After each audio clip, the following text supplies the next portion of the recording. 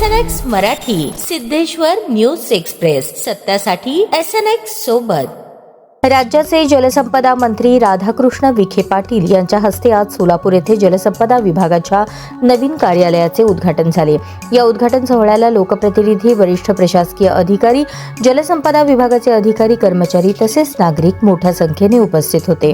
यावेळी मंत्री राधाकृष्ण विखे पाटील यांनी जलसंपदा विभागाच्या कामकाजात अधिक कार्यक्षमता, पारदर्शकता आणि नागरिकांना जलद सेवा देण्यासाठी आधुनिक कार्यालयीन सुविधा महत्त्वाच्या असल्याचे सांगितले। राज्य सरकार जलव्यवस्थापन अधिक सक्षम करण्यासाठी आणि सिंचन प्रकल्पांना गती देण्यासाठी कटिबद्ध असल्याचेही त्यांनी स्पष्ट केले। नवीन कार्यालयामुळे विभागाच्या प्रशासकीय कामकाजाला अधिक वेग मिळणार असून शेतकरी आणि सर्वसामान्य नागरिकांना विविध सेवांचा लाभ अधिक सुलभपणे उपलब्ध होणार आहे।